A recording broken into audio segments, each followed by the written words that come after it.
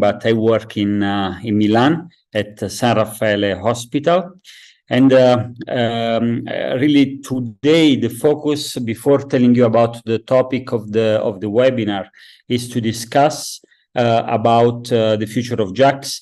And please, you will know that technically you will be mute for the duration of the meeting. Please, you can interact with us. Just send your questions using the chat box, and we will be very happy to answer to all your questions. And this is the agenda of today. Beside the welcome and intro, I will give a brief overview about JAK inhibitors, hitting the jackpot for IBD treatment. Then Lorraine will tell us about the status of the art on current management of Crohn's disease. And of course, you can ask all the questions that you would like. There will be a discussion time, and then we will wrap up. So with this, please, thanks for the Cytokine Signaling Forum for inviting us in this expert perspective and on the hot topics in rheumatology. So I would like to start with the overview about JAK inhibitors hitting the jackpot in IBD treatment, and I will just focus on ulcerative colitis, as Lorraine is going to discuss all the parts related to Crohn's disease. These are my conflicts. So let's start with a very simple case. And this is a 45-year-old female with extensive ulcerative colitis. This is a typical patient that, as usual, is treated initially with topical and oral 5-ASA. The patient was treated with next drug with azathioprine. She had some side effects with leukopenia, and then after that the patient received anti-TNF, infliximab. Basically, because of the lack of efficacy, trough levels were tested. There were no anti-drug antibodies, and then the patients were switched to vedolizumab. Also, vedolizumab was ineffective, and then the patient received treatment, even optimization, but basically didn't work at all. So the patient came to our clinic with over 10 bowel movement per day. You see the endoscopy here that was performed with very high disease activity endoscopically with ulcers, so with a Mayo 3, and this was the decision time on what is the next drug to use. Well, of course, as you know, in ulcerative colitis, we have 3 JAK inhibitors that are approved: tofacitinib, upadacitinib, and filgotinib, and all of them are JAK kinase inhibitor with different selectivity and specificity. I will show you some of the data related to this. Well, this patient could receive an additional treatment with ustekinumab or a small molecule, and at the end was really time to make a decision. And let's start looking at the differences between the 2 drugs or the 2 available options. Small molecules for sure is not only in terms of size, but the route of administration is different. The target is different because intracellular versus extracellular with biologics. And then the half-life is different with short or long half-life. Something that is very important to remember is related to immunogenicity, simply because in a small molecule we do not have immunogenicity. I think that these are both potential good options for our patients in this clinical case. Well, why they were called JAK kinase inhibitors? You know, the Janus bifrons, that was the god of transition or the door. Actually, originally it was called just another kinase, but then they call it, that was the reason for JAKs. And JAKs are described 3 JAKs, JAK1, JAK2, and JAK3. And then there is TYK2 that is part of the class. And these are molecules that are signaling through the cytokine receptor. And what is very relevant is that multiple cytokines signal through the same receptor. And this is a very relevant aspect because basically multiple cytokines can be inhibited through drugs that will hit on the same JAKs, simply because multiple cytokines will get to the same level of control to the intracellular signaling. And actually, when you look here at the function of all the JAKs, they control a number of metabolic and immunological activities that are very variable depending on the type of JAK, depending on the type of cytokines, and on the couple that is put in motion every time that there is an activation through selective cytokine. So let's look at some of the data. These are the TOFA data with induction for ulcerative colitis. Primary endpoint fully achieved. That's why the drug is approved. And what I can tell you is that something that is amazing, I would say, in the clinic is the speed of action. And secondly, the fact that these drugs are equally effective, no matter if the patients have been previously TNF exposed or bio-naive. These are the New England data in 2017. But this is what is amazing for us as doctors. I will never forget the first time that I've treated few patients in my clinic. The speed of action was something that I really felt being very relevant. And you see here a nice differentiation when you treat your patients. And this is, sorry, Lorraine, you have to mute. Okay. So when you treat patients, you see that after 3 days, there is a reduction of from baseline of frequency of stool movement, and then also rectal bleeding is going with a significant decrease over placebo. So it's just a matter of days. The speed of action, it's quite amazing. And this is something that is not unique of TOFA. We have seen the same data, identical data within 1 day or 5 days, depending on the data shots or data cut, both for TOFA and UPA and filgotinib. Let's look at healing. This is something that also is nicely achieved in around 1/3 of patients in the short term at 8 weeks. And when you see it, you will also get the hint that these drugs are very powerful with the induction. And consistent data are also happening with filgotinib. These are the data at 10 weeks for clinical remission in the bio-naive and in the bio-experienced patients. And also, when you look at endoscopic healing, the data are very consistent for all the class. These are the data with upadacitinib. For the induction study, you see here a clinical remission with a delta of 22% at week 8. With all the endoscopic remission data, histoendoscopic mucosal remission, that is also improvement that is also occurring within 8 weeks from the induction, and then great maintenance data. So let's see what happened to this patient. This patient was treated with JAK and with TOFA, actually, because it was the first generation that we had available in our clinic. The patient really did well. And one of the aspects is to decide where to go with the same dose or going down with 5 milligrams. But generally, because of previous complex history, we liked to keep our patient with the 10 milligrams. And the patient now is asking us what I can expect at 1 year with the clinical use with TOFA. And actually, when you look at the maintenance data, once again, you see that 35 or 40% of patients with 5 or 10 milligrams will be in full clinical remission at 1 year. And this is also consistent with mucosal healing.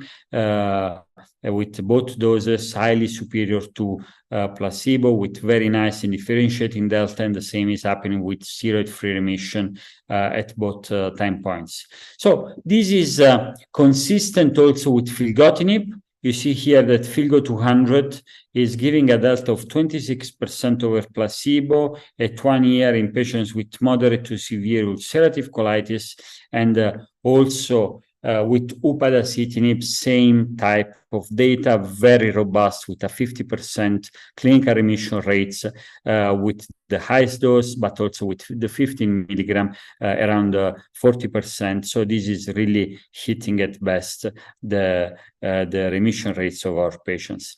Now, the next point, the next question that every patient is asking me from the start until every time that I see patients is very frequently about safety. And actually, this is one of the very important topic, particularly when we discuss about JAK, simply because the only concern that I have in my practice was herpes. But now with vaccination, this is an issue that is not happening anymore. Because when you look at risk of infection, only herpes is coming out with zoster. But then malignancy and venous thromboembolism is something that was coming out with the oral surveillance. This is with the recent study that was published in the New England with the overall slightly increased risk for additional cancer, a potential risk of cancer and venous thromboembolism. But in reality, the pulmonary embolism now will show some of the data and the interpretation that we have in our field that is not really applying to our patients with ulcerative colitis. Well, generally, there are very clear evaluation for benefit risk with JAK inhibitors, and I would say that our disease age is very different for ulcerative colitis as compared with RA, in which oral surveillance was done, because we have young patients. We don't have this enriched patient population that was treated in the oral surveillance study, and we know very well that we should not use if a patient has DVT, pulmonary embolism, pregnancy, end-stage renal disease, or active TB or serious infections. But then all the rest is just caution. So if we monitor and we select properly our patients, we can use without any issue. Well, this is the data coming from TOFA with zoster, and this is very manageable because, as I said, vaccination is something that will lead to great control, and the same is happening when we monitor our patients for lab tests. This is what we are used to do with neutrophils, hemoglobin, lymphocyte count, full blood count, liver enzymes. So we are not at all worried in our clinical practice. So I would say that this is something clear that does not scare at all us. Now let's look at the overview for EMA indication, and I think that all these 3 JAKs could be used without any problem in any type of patient. In patients that have inadequate response, loss of response, or intolerance, either to conventional, so we can use as first line, this is important to remember, and also in patients that have been exposed previously to biologic agents. And of course, we need to try to maintain with the lowest dose possible, but this is something that we have very clear with all the warning or the label change that EMA has recently done. But we are very lucky because while in US patients are forced to receive first an anti-TNF, we can use also as first line or after VED or also after USTEC. So they don't need to go through TNF exposure first. And this is also in relation to the special population, particularly the elderly. Since there are limited data for each drug, we should be careful, particularly after 65 for Filgo, 75 for the for TOFA and DUPA, but no dose adjustment after 65. So use with low dose. and then look at patients with hepatic impairment or renal impairment. These are not probably the best patients to use it. And I think that there are also special warnings and precaution, particularly for the patients with the VTE malignancy or major adverse cardiovascular events. And I think that if we look at the contraindication, I think it's very clear that we should not be at all worried about use of JAK inhibitors like our colleagues in rheumatology that are using these drugs that are super potent. So with this, I close my part related to JAK inhibitors in ulcerative colitis, and I'm very happy to remind you, please ask your questions using the chat button, and I would like now to invite Lorraine to discuss about the current management of Crohn's disease.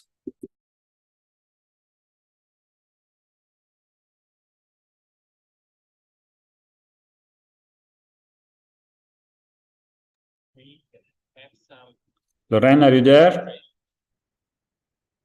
We have a small. This is histological healing for sure. We make stride 3 now. I can see that after 2 years of Zoom, or 3 years now, Lorraine still has problem with Zoom. In fact, he looks like frozen, but now he's back in perfect shape from his computer. Okay, thank you so much, Silvio, for your kind introduction and for pointing out my knowledge in terms of logistics, computer, and so on. So I think that now you can hear me. So I will talk briefly about the current management of Crohn's disease, and I will start with that. And after that, I will show you some evidence and where we are in terms of JAK for Crohn's disease. So I'm Laurent Perrin-Biroulet. I work at the Infini Institute in the northeast of France, and which is a city called Nancy, which is, I must admit, less famous than Milan. So this is my conflict of interest. So why are we more ambitious? We are more ambitious because before we had a few drugs, a few weapons, and now we have much more weapons. So we can be more ambitious. Look at 25 years ago. Look at 25 years ago. 25 years ago, infliximab was coming, but it was just the start of advanced therapy. Now, 25 years later, what we see is that we have multiple drugs, multiple guys coming, S1P, JAK, Mongersen, IL-23, vedolizumab, anti-TNF. I mean, this is quite a lot of things and very challenging things that you can see today. But I think that now with all these things, we can raise the bar in terms of therapeutic objective. So if I talk about the current goals and I've tried to give an overview about that, what is important is that, how can I say that? The evolution was that clinical response was only the goal a long time ago. It was the only goal. We said, okay, he has improvement in symptoms. It's already excellent to have this improvement in symptoms. So this was something very interesting. And then we said, okay, maybe we can do better. Maybe we can do much better for this patient. And then this is what we have been discussing. If you look at this slide, this is where we are now.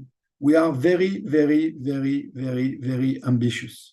Very ambitious for these patients because we say now we want to treat and to heal everything.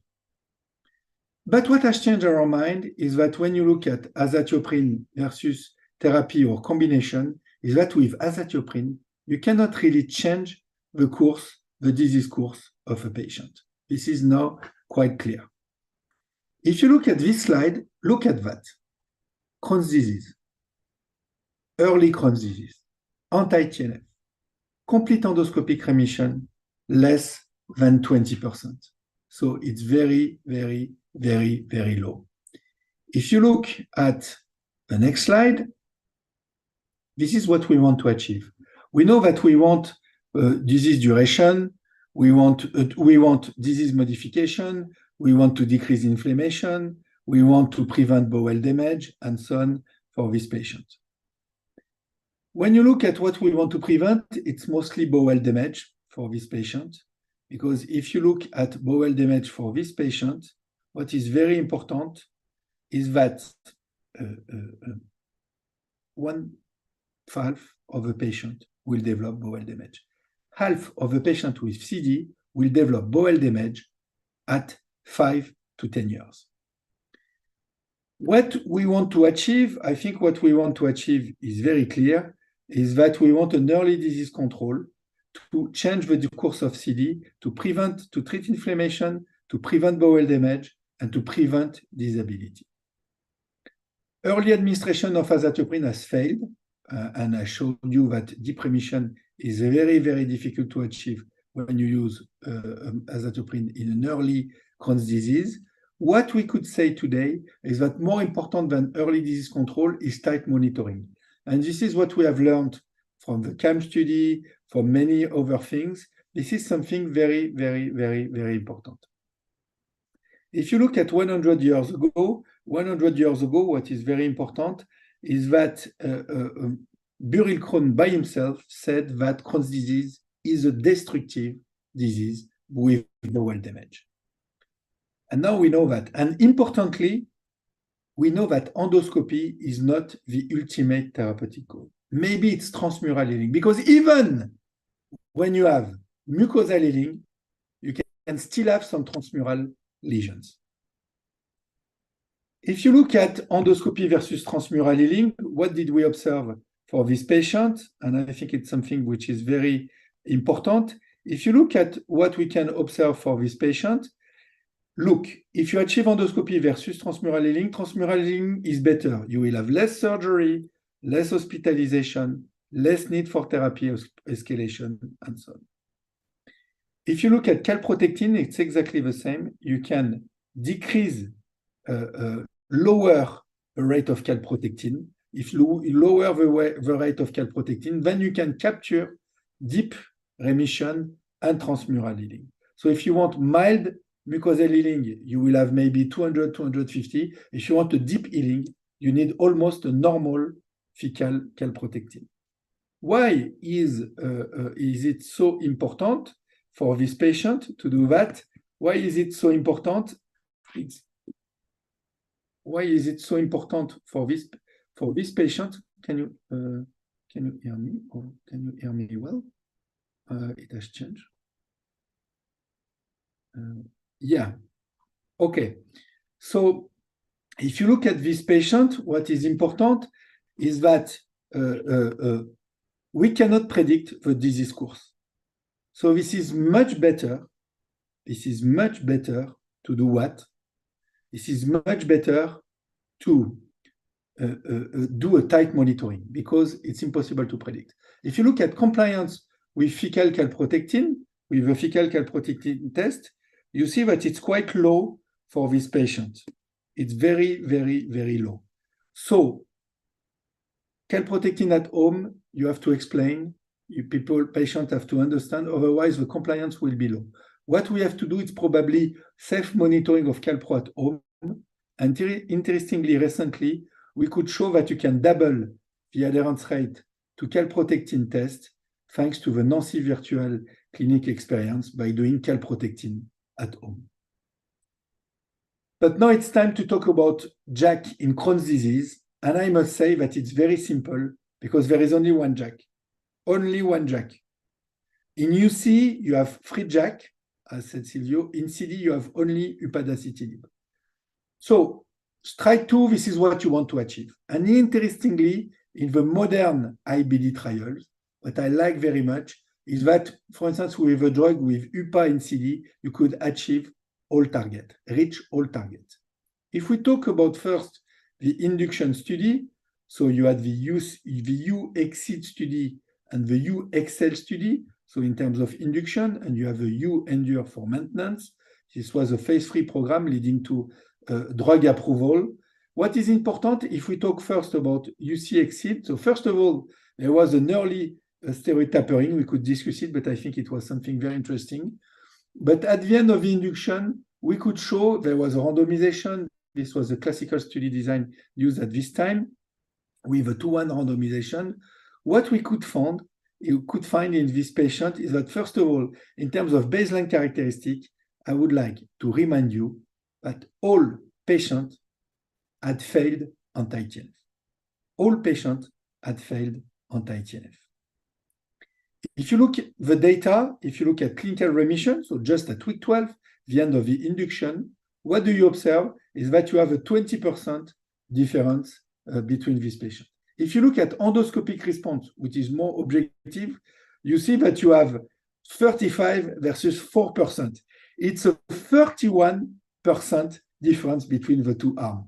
So we always talk about double. We always say double is better, double drug, combination therapy, you can achieve much better rates. But look at that. With one agent, you can have a 30% difference in this patient. So if you look at the next slide, which I think is also very important, over data, if you look at what happens at week 2 and week 4, you see that you can achieve it very early. Very early. Look already at week 2. This is what is fantastic with JAK. You can achieve a target very quickly and achieve it very, very quickly. Week 2, it's a kind of oral infliximab, if we try to summarize. After 2 weeks, you already see a statistical difference with a 21% difference between UPA and placebo. If you look at clinical remission, it's exactly the same. You already see a difference at week 4 for remission, which is a much more difficult endpoint. Now, if you look at other data coming from this trial, and I think it's something quite important, you see that during the first week of induction therapy, and I think it's a very important take-home message, patients being treated during induction, so 45 milligrams, they achieve a significant reduction in stool frequency and abdominal pain score by day 6. Day 6. And you see that even when you combine stool frequency and abdominal pain, you see that you can get a statistical difference already at day 3. If we move to other results, because this data, this phase 3 trial for sure had an induction, but also maintenance trial, which was the U-Endure, which was a term for the maintenance trial. If you look at this cohort, what was very important is that in terms of remission, so if you compare patients treated with placebo, UPA 15 milligram or UPA 13 milligram, you could see that it was much more effective than placebo, and importantly, which I think it's a key message, especially for practice, especially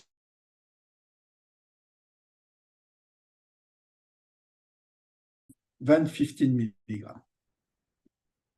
If we continue to look at the result for this patient, sorry, I just moved to the next slide. If you look at other results for this patient, if you look also at week 52, what do you observe? You observe that in terms of steroid-free clinical remission in the entire population or in patients on steroid at baseline, if you look at this patient, there was a statistical difference in favor of upadacitinib versus placebo. So with quite a good robust signal and a good treatment effect with a 30% difference in these patients. If we look at now endoscopic remission, and maybe this is what is even more striking in terms of results. If you look at endoscopic remission, you see that you have a 23% difference in this patient. In terms of clinical and endoscopic remission, you see that you have a 20% difference and so on. But endoscopic remission at 52, 5% in placebo, almost 30% with upadacitinib in this patient. In terms of safety, so phase 3 is not always designed for phase 3, but it confirmed that in IBD so far, we didn't have so many bad signals in terms of safety or JAK in IBD. And if you look at Crohn's, it was also good data for this patient with no difference in terms of any adverse event between the drugs. If you look at specific adverse events. So for sure, you could see that in terms of worsening of Crohn's disease, it was much more in placebo. Why is it much more in placebo? It's much more in placebo because you have more flares of the disease. You had also more abdominal pain in placebo when you don't treat the patient. In terms of arthralgia, it's interesting because you see much less arthralgia in patients exposed to upadacitinib. So I think quite a strong signal to say that the risk-benefit of this drug is very interesting, and this was a refractory population refractory to TNF. If you look at Zoster, so for Zoster, for this patient, but it was during maintenance, so some patients during induction were exposed to UPA, you see that there is a dose-dependent effect, and we know that when you use 30 in terms of 15 milligram, you see that in this patient, you had much more Zoster. For the other adverse events, there was not so much difference. You see that lymphopenia was not an issue, neutropenia was not an issue for this patient. There was even more lymphopenia and more anemia in the placebo control arm. And in terms of perforation, it was well balanced across groups. In terms of malignancy, I don't think that we can make any definite conclusion from that. So before concluding, I would like to show you some slides. This is important because you have a huge of unmet needs in terms of perianal CD for this patient, a huge. And there is this first signal presented by Professor Jean-Frédéric Colombel. It was a subgroup analysis of the patient randomized in this phase 3 trial. And you can see that in this analysis, clearly, and I will show you in the next slide, it was in favor of upadacitinib with quite interesting data. I think we need to see the final data set, but very promising, very encouraging, confirming the depth of mucosal healing and the fact that you can heal deep ulcers with upadacitinib in this patient. This is another way of looking at it. You had this data during induction, but the signal was confirmed also during maintenance. And during maintenance, what was very interesting is that you could have also some good healing with UPA versus placebo. So to conclude, before taking a few questions, upadacitinib 15 and 30 milligram was superior as a maintenance treatment. It was a good induction treatment. I showed you that. You can have steroid-free remission, which is a big advantage of JAK. You can have endoscopic remission at 1 year. And in terms of safety, the risk-benefit is good and nothing special in IBD, even if it's not powered for that.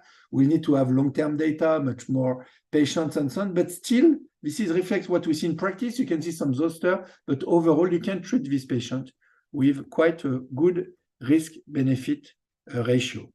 So now with that, I think we have 10 minutes for discussion with Silvio. Until probably, I would say 10 minutes, 10-15 minutes. So, yeah.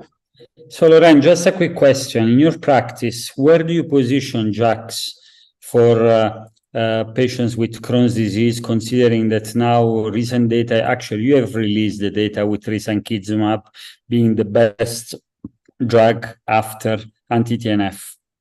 Yeah, so it's a very good point. So first of all, we have to use anti-TNF as a first line in France in Crohn's disease. But then you have two situations. You have moderate to severe Crohn's disease, not complicated, risankizumab, and you have complicated Crohn's disease, extraintestinal manifestation, perianal fistula, and then clearly I go to upadacitinib. So you cover all clinical situations after anti-TNF failure with these two drugs. Once again, risankizumab, moderate to severe, uncomplicated, complicated, very severe, or extraintestinal manifestation, upadacitinib for these patients. Okay, there is a question for me in relation to where do you position JAKs, whether you still use today in ulcerative colitis as first line. I would say that today we don't, or I rarely use JAKs as first line, even though for some patients in which they are extremely active, still my debate is between infliximab and and a JAK inhibitor, particularly TOFA or UPA. Lauren, what do you do in general in your practice? If you have a very active patients, you still use infliximab, or sometimes you use a JAK inhibitor? So it depends on the situation. You talk about CD or UC, because it depends. No, not severe, hospitalized, but like moderate severe, but quite severe. In UC? Yeah. In UC, I would say that still for me, when it's a moderate to severe, I still use vedolizumab or anti-TNF as a first line. But when I want to have a quick and have a deep remission, and I see that there is a risk of colectomy or hospitalization and so on, then I consider JAK very early in the sequence, because I know that it will have a quick relief of symptoms, quick decrease of CRP and CalPro. So it really depends on the situation. But on a standard moderate to severe UC, I still use anti-TNF or vedolizumab as a first line. It's only in severe forms. Lauren, another question. Tell me, and I tell you what I do in my practice, about combination with JAKs and other drugs. Do you have experience? Because I have some patients in which the control was not 100% with a JAK inhibitor, and then, but still they were, for instance, controlling the joint pain or joint inflammation, and then I decided to add another, for instance, vedolizumab, and I've used with quite success the combo. Do you have experience with these patients? Yeah, but what is very interesting is that before I was combining a lot. I have a lot of patients on combination therapy, maybe 20, 30 patients at least. And what we do is that we combine anti-TNF plus vedo, anti-TNF plus ustekinumab also. Regarding JAK, I must say that quite often we put the JAK alone, and it's a way to stop everything. So I know that one day we'll maybe be doing ustekinumab plus JAK, or IL-23 plus JAK, or vedolizumab plus JAK. But JAK is so potent, and as you can treat two inflammatory disease or achieve deep remission, when I use a JAK, very often is as a monotherapy. But I think we'll consider more and more in the future a combination. But so far, combination was mostly with anti-TNF, Stelara, and ustekinumab and vedolizumab. Yeah. So listen, can you elaborate? I will tell you mine, but then I want to elaborate a bit on safety. Are you worried about safety with JAKs? I'm not at all. When I use in my practice now, I'm very conveniently adapted to their management. Actually, I think that they are very easy to handle. But I see a lot of doctors in practice that, for instance, do the induction with very high dose, and then they try to lower right away after 8 weeks without even having achieved the treatment goals. And these are patients that will be lost in ulcerative colitis. I've seen this done multiple times with TOFA at the beginning, particularly when there was the first label change. And then with the second label revision, a lot of doctors were super afraid. So this is something that for me is it's very wrong, because we need to make sure that target treatment are achieved, and we are able to control the disease and to maintain the right dose for patients. Otherwise, they will have a nice therapeutic drug that will be used and thrown away. Can you elaborate on your experience and also in Crohn's disease, please? Yeah, I think you have three situations. You have a patient without risk factor for thrombosis or cancer. So patient not elderly, patient non-smokers, and patient without cardiovascular profile. In this patient, the risk-benefit of JAK is optimal. You have the patient with risk factors such as elderly, cardiovascular, or smokers. In this patient, I always consider an alternative, except if I need a potent agent. If I need a potent agent, if it's a severe disease, complicated disease, even if you have this risk factor, I will be using JAK inhibitors. And I had one patient this morning like that who was a smoker, I used a JAK for a few months because everything had failed, and I had to do a strong induction to rescue her, and it was the case. In the long term, maybe I will not. I'm also looking for the lowest dose, which is not always easy, but the lowest dose, because there is dose-dependent effect. So when the rule is that when you have track factors, so elderly cardiovascular and smokers, I always think that at some point, I will maybe consider an alternative, or maybe switch or swap to another drug, or switch to an IL-23, whatever. But if necessary, I do induction.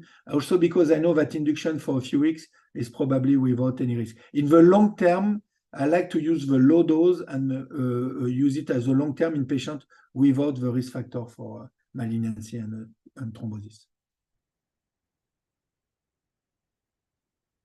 So Silvio, I have a question for you. So now I will give you, and I think it's very important. I will just give you my feeling, because I think it's important. Silvio was asking me, and I did not answer this question, so I have to answer this question. Sorry, Silvio. But he asked me about all situations where I should use JAK. So, Silvio, what do you think about the use? Thank you very much. It's a pleasure for me to be here with you. Sorry, I was receiving a call from the hospital. I'm sorry. What do you say, Laurent? Silvio, what do you think about JAK and perianal Crohn's disease? Do you think that it's this is a great point, and this is something that we do more and more in our clinical practice. And I would say that this is something very relevant, because for our patients, this is very effective. What is your experience? Yeah, I think that when you are failing anti-TNF, you don't have so many drugs with a high level of evidence for perianal Crohn's. Sometimes I use ustekinumab, but you don't have so much data and so on. With vedolizumab, we know that it can be difficult. So I think that JAK here will be very important. I see two very important indications of JAK in Crohn's disease. It will be extraintestinal manifestation and complicated CD. I think when you have fistula, stricture, all these things, and extraintestinal, JAK will be very important in a Crohn's disease. Yeah. Okay. So thank you, Laurent. I think there are no other questions. I really would like to thank all the colleagues for their questions, and of course University of Glasgow for their kind invitation. Please fill the short evaluation form. We are very happy to receive your feedback, and this will be also available in YouTube channel of the CSF, and this is for the cytokine signaling forum. So thank you very much. Thank you, Laurent, and see you soon. Thank you all. Bye-bye. Thank you.